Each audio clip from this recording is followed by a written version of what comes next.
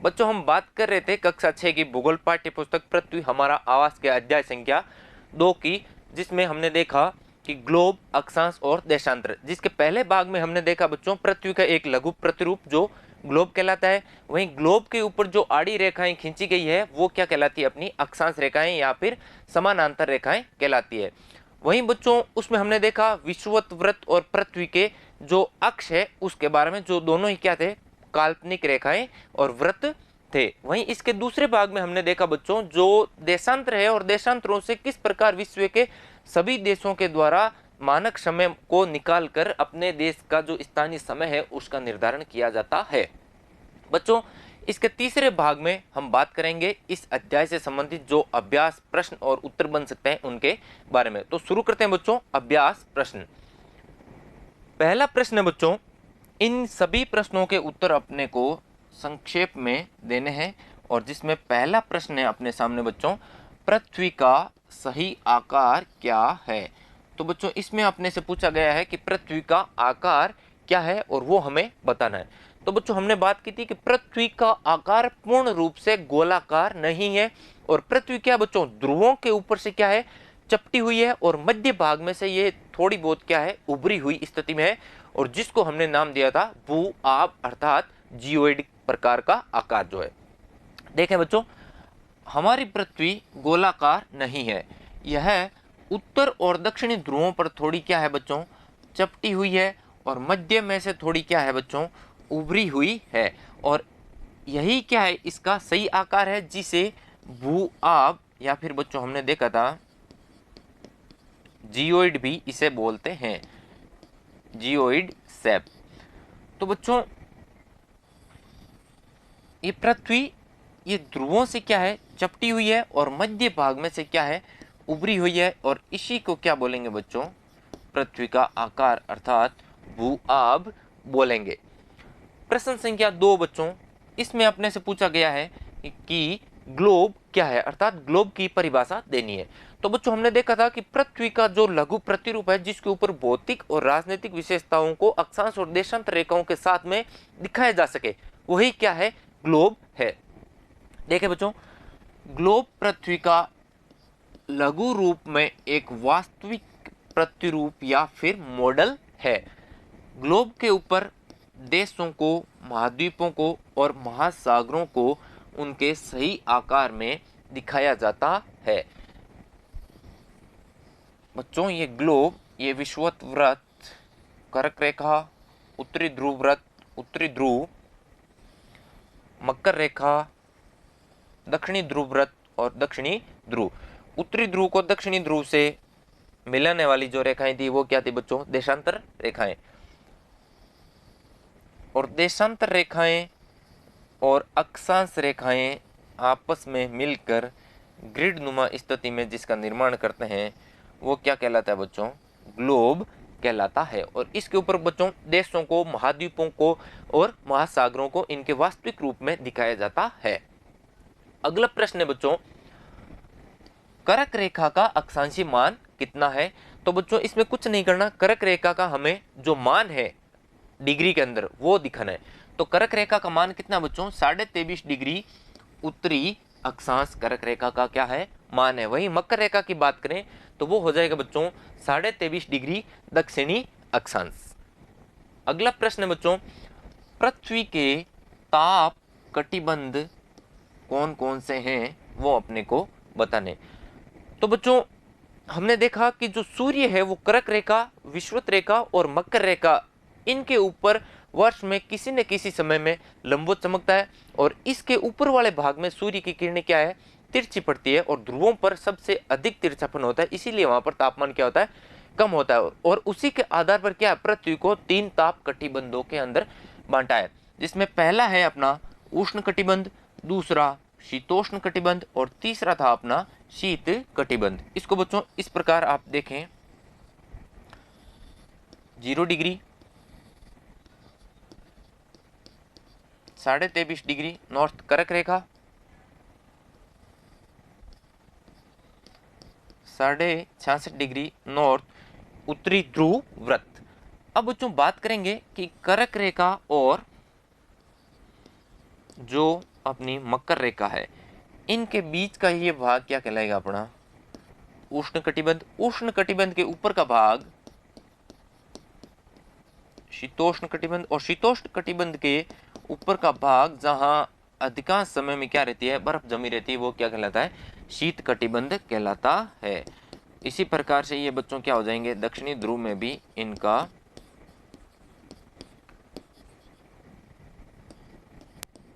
इस प्रकार से दर्शाया जा सकता है, जिसमें बीच वाला क्या है, उष्ण कटिबंध। उष्ण के ऊपर और इधर की साइड में नीचे दोनों में क्या होगा, शीतोष्ण कटिबंध। और शीतोष्ण कटिबंध के ऊपर की साइड में उत्तरी ध्रुव पे और दक्षिणी ध्रुव पे क्या होगा, शीत कटिबंध का विस्तार होगा। तो पृथ्वी को मुख्यतः 3 कटिबंधों में, उष्ण, शीतोष्ण और शीत में बांटा गया है। अगला प्रश्न बच्चों, अक्षांश एवं देशांतर रेखाएं क्या है। तो बच्चों इसमें अपने को अक्षांश की और देशांतर की क्या बतानी है, परिभाषा को बताना है। देखें बच्चों, अक्षांश रेखाएं किसे कहते हैं, विषुवत वृत्त से ध्रुवों तक स्थित सभी समानांतर वृत्तों को अक्षांश रेखाएं कहा जाता है। और इन अक्षांश रेखाओं का दूसरा नाम है समानांतर रेखाएं भी इनको कहते हैं। तो बच्चों देखें, ये अपनी पृथ्वी और ये 0 डिग्री क्या हो गया, अपना विषुवत वृत्त। अब विषुवत वृत्त से ध्रुवों तक ये जो समानांतर खींचे जा रहे हैं, ये क्या कहलाएंगे बच्चों, अक्षांश कहलाएंगे। और ये रेखाएं आपस में समानांतर होती है, इसीलिए इन रेखाओं को समानांतर रेखाएं भी कहा जाता है। अब बच्चों बात करें प्रश्न के दूसरे भाग में, अर्थात देशांतर किसे कहते हैं, अर्थात देशांतर की क्या देनी है अपने को, परिभाषा देनी है। तो देखें बच्चों, पृथ्वी की सतह के समानांतर वे काल्पनिक रेखाएं जो उत्तरी ध्रुव को दक्षिणी ध्रुव से मिलाने पर विषुवत रेखा और अन्य अक्षांश रेखाओं के क्या होती है, लंबवत होती है। इनको देशांतर रेखाएं या फिर इनका दूसरा नाम है देशांतरीय याम्योत्तर के नाम से भी इनको जाना जाता है। तो बच्चों देखें, ये अपना उत्तरी ध्रुव और ये अपना दक्षिणी ध्रुव। उत्तरी ध्रुव को दक्षिणी ध्रुव से मिलाने वाली ये संदर्भ रेखाएं क्या कहलाती है बच्चों, देशांतर रेखाएं कहलाती है। और देशांतर रेखाएं अक्षांश रेखाओं को और विषुवत वृत्त को 90 डिग्री के एंगल पर काटती है, अर्थात देशांतर रेखाएं और अक्षांश रेखाएं आपस में समकोण की स्थिति पर काटती है। अगला प्रश्न बच्चों, ऊष्मा की सबसे अधिक मात्रा उष्ण कटिबंध ही प्राप्त करते हैं, क्यों। इसका उत्तर अपने को बताना है कि जो उष्ण कटिबंध है, अभी हमने देखा था पृथ्वी के 3 ताप कटिबंध है, उष्ण कटिबंध, शीतोष्ण कटिबंध और शीत कटिबंध। जो उष्ण कटिबंध है, इस प्रश्न पूछा गया है कि वही सबसे अधिक ताप क्यों प्राप्त करता है। तो बच्चों मैंने अभी आपसे बात की थी कि जो सूर्य है वो कर्क और मकर रेखा के बीच में वर्ष में किसी न किसी समय में एक बार सभी जगह पर जो कर्क और मकर के बीच में स्थित है वहां पर क्या पड़ता है, लंबवत चमकता है और उसकी किरणें क्या है, लंबवत पड़ती है। इस कारण वहां का तापमान क्या होता है, अधिक होता है। और अधिक होता है इसीलिए उसको क्या बोलते हैं बच्चों, उष्ण कटिबंध बोला जाता है। देखें बच्चों, उष्ण कटिबंध में कर्क रेखा एवं मकर रेखा, देखें भूगोल को बच्चों आप जितना डायग्राम के साथ पढ़ोगे उतना ही आपके लिए क्या रहेगी, सबसे आसान विषय रहेगा। अब देखें, ये कर्क रेखा और ये है अपनी मकर रेखा। अब यहाँ सूर्य की किरणें क्या रहेगी बच्चों, वर्ष में किसी न किसी बिंदु पर लंबवत चमकेगी ही चमकेगी। तो यहाँ पर सूर्य की किरणें लंबवत चमकने के कारण ही इसको क्या बोलते हैं अपन, उष्ण कटिबंध बोलते हैं। देखें, सभी अक्षांशों पर सूर्य वर्ष में एक बार दोपहर में सिर के ठीक ऊपर होता है, इसीलिए इस क्षेत्र में क्या होती है बच्चों, सबसे अधिक ऊष्मा की प्राप्ति होती है। अगला प्रश्न बच्चों, और सबसे महत्वपूर्ण प्रश्न भी है बच्चों, जब भारत में शाम के 5:30 बजे हैं बच्चों, देखें कब के, शाम के 5:30 बजे, तब लंदन में दोपहर के 12 बजते हैं, क्यों। तो बच्चों इसमें हम देखे थे कि जो देशांतर रेखाएं हैं और ग्रीनविच रेखा जो 0 डिग्री प्रमुख याम्योत्तर के नाम से भी जानी जाती है, उनसे समय का निर्धारण किया जाता है।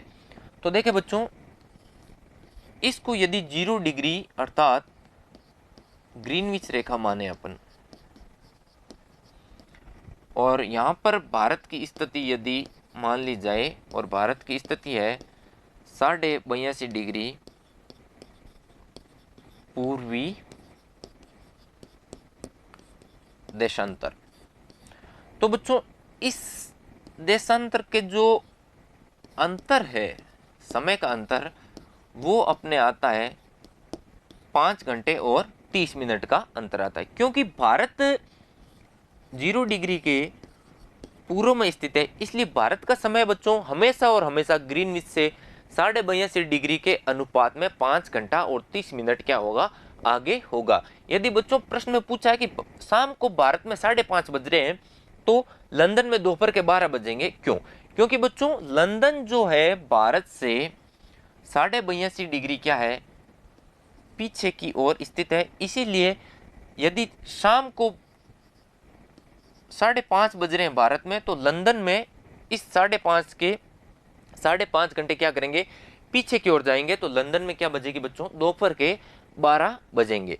यदि ये पीछे होता तो लंदन में इसमें समय क्या होता बच्चों, आगे होता। लेकिन अभी हम देखें तो भारत क्या है, ग्रीनविच रेखा से 82.5 डिग्री आगे होने के कारण इसका समय हमेशा और हमेशा 5:30 घंटे ग्रीनविच से क्या रहता है, आगे रहता है। देखें बच्चों, लंदन इंग्लैंड में स्थित है और इंग्लैंड की मुख्य याम्योत्र ग्रीनविच से निकलती है, जो क्या है, अपनी 0 डिग्री है। यहाँ पे भी आप देख सकते हैं कितनी है, 0 डिग्री। भारत जो है ग्रीनविच के 82.5 डिग्री पूर्व में स्थित है। ये भारत 82.5 डिग्री ग्रीनविच के पूर्वी क्षेत्र में स्थित है। यहाँ का समय ग्रीनविच के समय से कितना बच्चों, 5 घंटे और 30 मिनट क्या रहता है, आगे रहता है। इसको निकालने के लिए मैंने आपको बताया था बच्चों, जो 82.5 है उसको 4 से गुणा करेंगे तो 5.5 घंटे का समय अपने सामने आ जाएगा। क्योंकि 1 डिग्री का अंतर कितना था बच्चों, 4 मिनट का था। लंदन का समय भारत के समय से क्या है, इतना मिनट और इतने घंटे पीछे है। इसीलिए यदि भारत में शाम के 5:30 बज रहे हैं, तो लंदन में क्या बजेंगे बच्चों, दोपहर के 12 बजेंगे। यदि बच्चों मान लिया जाए कि भारत में शाम के 7:30 बज रहे हैं, तो लंदन में कितना बजेगा बच्चों, 7:30 में से 5:30 घटा देंगे तो लंदन में बजेंगे दोपहर के 2। अब बात करें बच्चों प्रश्न संख्या 2 की, जिसमें हमें सही उत्तर के ऊपर क्या करना है, चिन्ह का निशान लगाना है। और जिसका पहला प्रश्न है कि प्रमुख याम्योत्र का मान क्या है। बच्चों हमने देखा था कि प्रमुख याम्योत्र जो ग्रीनविच अर्थात जो लंदन में स्थित ग्रीनविच जगह है, जो वेधशाला है, वहां से होकर गुजरने वाली रेखा थी, और इसका मान क्या था बच्चों, 0 डिग्री देशांतर। दूसरा प्रश्न है बच्चों, शीत कटिबंध किसके नजदीक है। तो बच्चों अभी हमने देखा था कि जो पृथ्वी के ध्रुवों के पास वाला भाग है, ये भाग क्या कहलाता है, शीत कटिबंध कहलाता है। तो शीत कटिबंध किसके नजदीक हुआ बच्चों, ध्रुवों के नजदीक हुआ। इधर उत्तरी ध्रुव और नीचे की साइड में देखेंगे तो दक्षिणी ध्रुव। अगला प्रश्न है, देशांतरों की कुल संख्या कितनी है। तो देशांतरों की कुल संख्या बच्चों हमने देखा था कि ये 0 डिग्री और ये 180 डिग्री पश्चिम, 180 डिग्री पूर्व में, 180 डिग्री पश्चिम और 180 डिग्री पूर्व दोनों एक ही रेखाएं हैं। इसीलिए इस 0 को भी शामिल करके कुल देशांतरों की संख्या निकालेंगे तो वो हमारे सामने कितनी आएगी बच्चों, 360 आएगी। वहीं अक्षांशों की बात करें तो वो कितनी है बच्चों, 181, और अक्षांश रेखाओं की बात करें तो वो है 179। अगला प्रश्न बच्चों, दक्षिणी ध्रुव व्रत स्थित है। दक्षिणी ध्रुव व्रत की बात करेंगे तो दक्षिणी ध्रुव व्रत कहां पर स्थित होगा बच्चों, दक्षिणी ध्रुव व्रत दक्षिणी गोलार्ध में स्थित होगा। तो इसका उत्तर हो जाएगा दक्षिणी गोलार्ध। अगला प्रश्न बच्चों, इसमें हमसे पूछा गया है ग्रिड किसका जाल है। तो बच्चों हमने देखा था कि ग्लोब के ऊपर जब अक्षांश और देशांतर रेखाएं आपस में काटते हुए एक जाल का निर्माण करती है, तो वो जाल ही अपना क्या कहलाता था, ग्रिड कहलाता था। तो इसका उत्तर होगा कि अक्षांश और देशांतरों के आपस में काटने से जो निर्मित जाल है वही क्या कहलाता है, ग्रिड कहलाता है। अगला प्रश्न है बच्चों प्रश्न संख्या 3, जिसमें अपने को खाली स्थानों की पूर्ति करनी है। और जिसका पहला प्रश्न है अपने सामने, मकर रेखा इतने पर स्थित है, अर्थात मकर रेखा के क्या बताना है, मान बताना है। और मकर रेखा का मान हो जाएगा बच्चों 23.5 डिग्री दक्षिणी अक्षांश।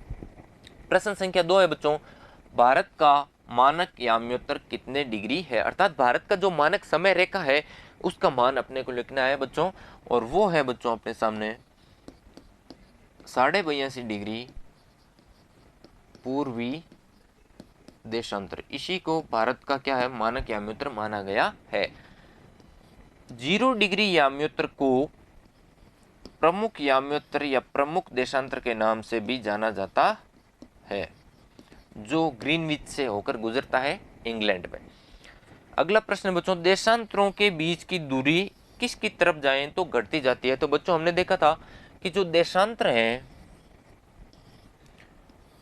उनके बीच की दूरी ध्रुवों पर शून्य होती है, वहीं बात करें विषुवत रेखा पर तो वहां पर होती है अधिकतम। तो विषुवत रेखा से ध्रुवों की तरफ यदि जाएंगे तो देशांतरों के बीच की दूरी क्या हो जाएगी, घटती हुई अंत में क्या हो जाएगी, शून्य हो जाएगी। अगला प्रश्न बच्चों, उत्तरी ध्रुव वृत्त कौन से गोलार्ध में स्थित है। तो बच्चों हमने बात की थी उत्तरी ध्रुव वृत्त कहां पर होगा, उत्तरी गोलार्ध में स्थित होगा। तो बच्चों इस भाग के साथ यह अध्याय यहीं पे समाप्त होता है, और इसके अगले भाग में हम बात करेंगे अध्याय संख्या 3 की, पृथ्वी की गतियों के बारे में। तब तक के लिए धन्यवाद।